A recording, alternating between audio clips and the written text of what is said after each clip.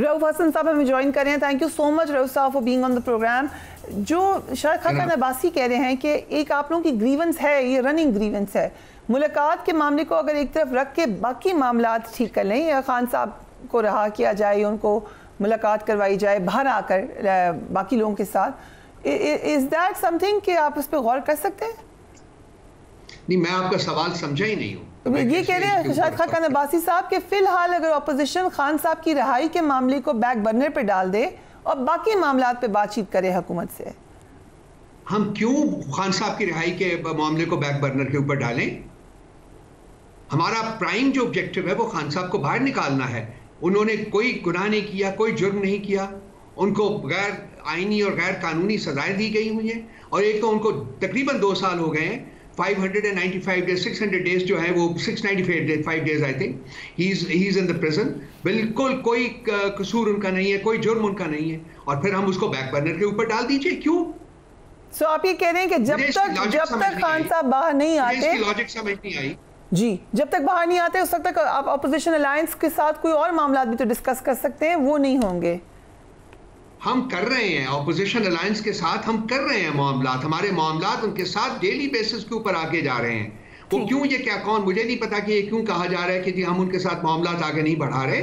जहां हम खान साहब की रिहाई जो है उसको सबसे इंपॉर्टेंट अपना ऑब्जेक्टिव वो मानते हैं, इसके साथ साथ हम ऑपोजिशन के साथ मामलात जो है वो तय कर रहे हैं। एक प्लेटफॉर्म बन चुका हुआ है और उसके ऊपर काफ़ी जमातें जो है वो उसमें शरीक हो चुकी हुई हैं, और भी 1-2 जमातें रहती हैं, उनको भी हम तरगीब दे रहे हैं, उनको भी कन्विंस कर रहे हैं कि वो भी उसमें शामिल हो जाएं। तो ये तमाम मामलात जो हैं वो सिमल्टेनियसली आगे बढ़ रहे हैं। राइट, आपने कहा कि हम अपोजिशन के साथ बातचीत कर रहे हैं। क्या उम्मीद है कि ईद के बाद मौलाना फजल रहमान आप लोगों के साथ आ जाएंगे, और अगर आते हैं तो फिर क्या गारंटीज आप उनको देंगे? क्योंकि एक खबर ये आई कि शायद उनको ये कहा जाएगा कि आप अगर जब मौका मिला तो फिर आपको सदर बना देंगे हम। देखिए, ये बात जो है, रोज शाम को मैं टीवी के ऊपर जब बैठता हूं तो ये सवाल जो है वो मैं पिछले पता नहीं कितने हफ्तों से इसका जवाब देने की कोशिश तो आप बता देना, आप कह देना कि हम बना देंगे सदर, ताकि जवाब मिल जाए। हाजमा जो है वो खराब है, जब तक ये सवाल ना पूछे तो उनका हाजमा खराब रहता है। और भाई हम सब के साथ भी बात कर रहे हैं, और मामलात जूं आगे बढ़ेंगे लोगों के साथ आपको पता चलता जाएगा। कोई, हर जो पार्टी होती है वो इंपॉर्टेंट होती है, कोई इंडिस्पेंसिबल नहीं होती, याद रखिए ये। हम तमाम पार्टीज के साथ कोशिश कर रहे हैं कि मामलात बढ़े, इंक्लूडिंग मौलाना साहब। खान साहब की स्पेशल इंस्ट्रक्शंस हैं उनके बारे में, हम कर रहे हैं, लेकिन जब एक आप कोalition बना रहे होते हैं तो फिर तमाम लोगों को गिव एंड टेक करना पड़ता है। मौलाना साहब को भी गिव एंड टेक करना पड़ेगा, उनकी जो जेन्युइन कंसर्न्स हैं वो हम एड्रेस करेंगे with the passage of time, वो हो जाएगा, मीटिंग्स उनके साथ और होंगी, और ये मामलात मुझे काफ़ी यकीन है कि ये मामलात जो है वो हल हो जाएंगे। अब ये सवाल पूछना छोड़ दें खुदा के वास्ते। अब ये तो ना करें आप लोग तो कहते हैं कि हम मीडिया की आवाज़ के लिए साथ खड़े हुए हैं, अपोजिशन में हैं, और आप मुझे कह रहे हैं सवाल ये ना पूछो, मेरी मर्जी का पूछो। यही सवाल लिखा होता है जी, ये बताइए हो। लेकिन सवाल पूछना मेरा इस्तेकाक है, ना जवाब देना वो आपका इस्तेकाक है, बट ये तो ना कहें कि ये वाला पूछो वो वाला। ये पीटीआई तो अभी कह रही थी कि हम साथ खड़े हैं मीडिया के। आप इसके जवाब लिख चुके, वही जवाब आपके पास आता है जो मेरे से आता है, बाकियों से भी वही आता है। बस इस उम्मीद में कि शायद आप कुछ और कह दें। कभी कह भी सकते हैं, यू टर्न में तो मास्टर है पीटीआई, कभी भी कोई और जवाब भी आ सकता है। बिल्कुल नहीं, एक सब्सटेंटिव वजूहात होती हैं जिसकी वजह से आप पॉलिसी बदलते हैं, बदलनी पड़ती है। हालात आपके हमेशा आपकी गिरफ्त में नहीं होते, हालात चेंज होते रहते हैं। आपको अपनी अप्रोच उन हालात के चेंज होने के साथ साथ चेंज करनी पड़ती है। आप उसको यू टर्न कहें, वो आपकी मर्जी। ठीक, अब अगर हम बात करें मौलाना फजल रहमान की, उनमें ऑब्वियसली एक हॉक जो आपकी पार्टी में है वो अली अमीन गंडापुर है जी। Back to square one Ali Amin Gandapur का क्वेश्चन है कि अगर अली अमीन गंडापुर साहब मौलाना फजल रहमान के अलायंस के हवाले से, मैंने सुना कि ये इशू था, ये अब आपको खबर दे रही हूँ, जिसमें खान साहब ने ये बात कह दी है कि अली अमीन गंडापुर साहब उसके अंदर शायद मेन फ्रंट पे ना हो इस अलायंस में। Is that true? स्पेकुलेशन है आपकी, इंतहाई स्पेकुलेशन है। मीडिया आजकल स्पेकुलेशन पे चल रहा है। अच्छा, फिर आप लोग अगर हुकूमत में आए तो क्या करेंगे आप मीडिया के साथ? आप उनकी जुबान के उसको सवाल बना के पूछना शुरू कर देती हैं। बीबी, इस स्पेकुलेशन में कोई हकीकत नहीं होती। सब्सटेंटिव गुफ्तगू करने के लिए हाजिर हुआ था आपकी अदालत में। सब्सटेंटिव गुफ्तगू। आपके ख्यालात सुन के मेरे दिल चाह रहा है जानने को कि रऊफ साहब, अगर आप पॉलिसी बनाएं, let's say if you in government, तो क्या करेंगे फिर आप मीडिया के साथ? किसके साथ? मीडिया को पूरी आजादी होगी, कुल्लियतन आजादी होगी।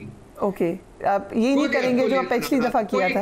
मीडिया, देखिए ये पिलर्स हैं रियासत के। एक तो 3 एस्टैब्लिश्ड पिलर्स हैं जो कि आपका आईन कहता है, आपका पार्लियामेंट, आपकी अदलिया और आपका जो एग्जीक्यूटिव है। जो मीडिया का रोल है वो बहुत इंपॉर्टेंट होता है, और जब तक आप मीडिया के आजाद नहीं करेंगे रियासती कर्ब्स से, उस वक्त तक मीडिया अपना रोल अदा नहीं कर सकता। लेकिन मीडिया के साथ भी मुझे गिला करने दीजिए कि इस सफोकेशन के जमाने में जब जुबान बनती है, मीडिया का जो किरदार है वो कोई इतना ज्यादा सेटिस्फाइंग नहीं है। मीडिया को भी रेजिस्ट करना चाहिए था, खड़ा होना चाहिए था, लेकिन वो अनफॉर्चुनेटली नहीं हो पाया। मैं मानता हूं सख्तियां हैं, मैं मानता हूं कर्ब्स हैं, मैं मानता हूं जुबानबंदी है, लेकिन फिर ऐसे मौकों के ऊपर तो आपको चाहिए ना कि जुर्रत और हिम्मत की जरूरत है। आप जो कह रहे हैं वो हमारे प्रोग्राम में चल रहा है, जो आपका मौकफ होता है वो हम चलाते हैं। आई डोंट नो इसके अलावा और फिर क्या करे मीडिया।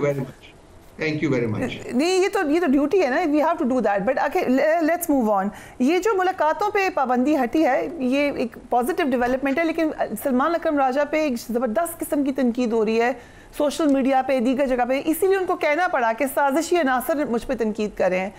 ये क्यों तनकीद हो रही है इतनी ज़्यादा? मैं इस पर कमेंट नहीं करना चाहूँगा।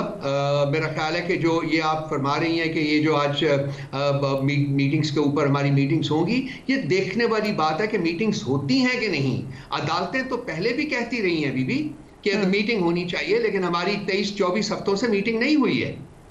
अब ये इस अदालत का भी हुक्म आया है, हम देखना चाहेंगे कि मीटिंग होती है कि नहीं होती। तो फिर क्या ये अंडरटेकिंग देनी चाहिए थी कि हम वहाँ पर नहीं सियासी बात करेंगे? देखिए, मैं अगर होता वहां तो शायद मैं कुछ और करता, लेकिन अब जो कुछ भी हुआ है, चलिए उन्होंने एक हुक्मनामा सादर किया है, अब हुक्मनामे के मुताबिक देखते हैं कि मीटिंग होती है कि नहीं होती। एंड देन अदालत का ये कह देना कि सलमान अकरम राजा ही डिसाइड करेंगे, इजंट दिस अनयूजुअल कि एक बंदे को फुल पावर मिल गई है कि कौन मुलाकात करेगा कौन नहीं? मुझे नहीं पता कि क्या किस तरीके से प्रोसीडिंग्स में, मैं वहां मौजूद नहीं था, तो मुझे नहीं पता कि प्रोसीडिंग्स कैसे आगे बढ़ी हैं, क्या उनका नाम दिया गया, किसने नाम दिया, अदालत ने जो फैसला किया है। मैं जब तक मेरे पास सारी इंफॉर्मेशन ना हो तो मैं यूजुअली रेजिस्ट करता हूं कमेंट करने के ऊपर। राइट, बट इससे पहले अभी कौन मुलाकातों का डिसाइड करा था इस वक्त?